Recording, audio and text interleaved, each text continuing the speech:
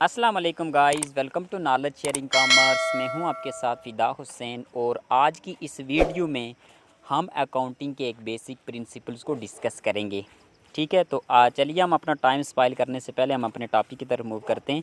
तो आज का हमारा टॉपिक क्या, कंजर्वेटिज्म प्रिंसिपल्स या इसको प्रूडेंस प्रिंसिपल्स या कंसेप्ट कहते हैं। ठीक है, ये दानू जो है ना, दानू का जो कंसेप्ट है ना वो सेम है, सिर्फ नाम का डिफरेंस है। ठीक है, तो इसमें कन्फ्यूज़ होने वाली कोई भी बात नहीं है। ठीक है, तो प्रिंसिपल्स पहले हम देखते हैं कि प्रिंसिपल्स क्या होते हैं। जब भी अकाउंटेंट बिज़नेस की जो ट्रांजैक्शंस होती हैं ना उनको रिकॉर्ड करते हैं ना, तो बैक एंड पे वो क्या करते हैं, उन प्रिंसिपल्स को फॉलो करते हैं। फॉलो करके वो ट्रांजैक्शंस को एक्यूरेट रिकॉर्ड करते हैं बुक्स ऑफ अकाउंट में। ठीक है, ये हो गया प्रिंसिपल्स। अब हम देखते हैं कि ट्रांजैक्शंस क्या होती हैं।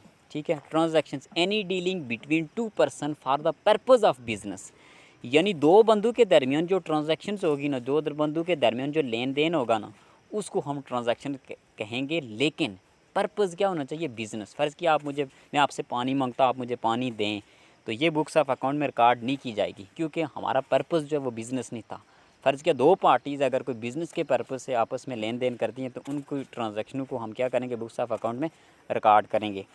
तो चलिए हम देखते हैं कि मेन जो हमारा टॉपिक है वो क्या है कि कंजर्वेटिज्म या प्रूडेंस कंसेप्ट किसे कहते हैं। ठीक है, बेसिकली इसका जो मेन कंसेप्ट है ना वो ये है कि मतलब कोई भी बिज़नेस जो है ना, उसकी जितनी पोजीशन मतलब एक्यूरेट, उसकी जितनी भी जो उसकी हालत होगी, उसको हमने उसके स्टेक होल्डर के सामने, गवर्नमेंट के सामने हमने उसको बिल्कुल हू बहू वैसे ही पेश करना है। ठीक है, उतना ही फ़र्ज़ किया बहुत सारी जो बड़ी जांट स्टॉक कंपनीज़ जो होती हैं या कॉरपोरेशंस जो होती हैं ना, उनके बहुत सारे टैक्सेस बनते हैं। ठीक है, फ़र्ज़ किया किसी का 6 करोड़ टैक्स बनता है।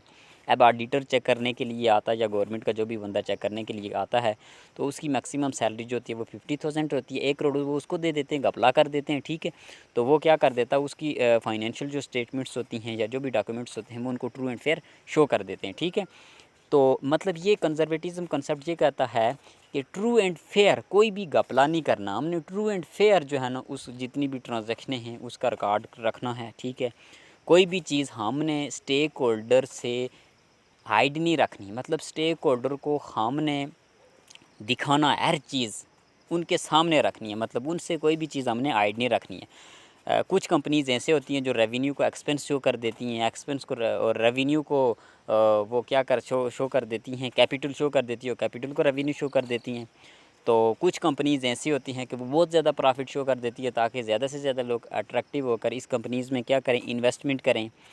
तो इसका एक और लॉजिक लिया जा सकता है कि अगर कोई फ्यूचर में आपको एक्सपेक्टेड लॉस है ना, तो आप उसको अभी से रिकॉर्ड करें।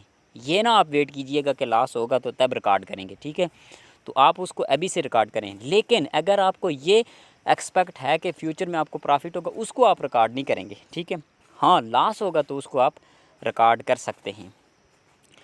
तो स्टेक होल्डर, अब इसमें एक और टर्म आ गई कि स्टेक होल्डर क्या होते हैं। स्टेक होल्डर होते हैं जो डायरेक्टली या इनडायरेक्टली जो कंपनी के साथ अटैच होते हैं या जिनका इंटरेस्ट होता है, मतलब जुड़े रहते हैं, जो डायरेक्टली या इनडायरेक्टली कंपनी के साथ वो क्या होते हैं, जुड़े रहते हैं, वो होते हैं स्टेक होल्डर। ठीक है, तो इसका मेन थीम ये है कि आपने जो है ना स्टेक होल्डर से कोई भी बात जो है ना वो छुपानी नहीं है, मतलब कोई भी करप्शन आपने नहीं करनी। ट्रू एंड फेयर आपने जो भी बिज़नेस की पोजीशन है वो आपने उनके सामने रखनी है, ताकि वो इससे फेमिलियर हों, ऐसा ना हो कि वो कोई भी बात उनसे हाइड रखी जाए। मेन कॉन्सेप्ट ये कहता है कंजर्वेटिज्म। थैंक्स अ लॉट, अल्लाह हाफिज़। मेरे नेक्स्ट वीडियो देखने के लिए मेरे चैनल को लाइक एंड सब्सक्राइब कीजिएगा। अल्लाह हाफिज़।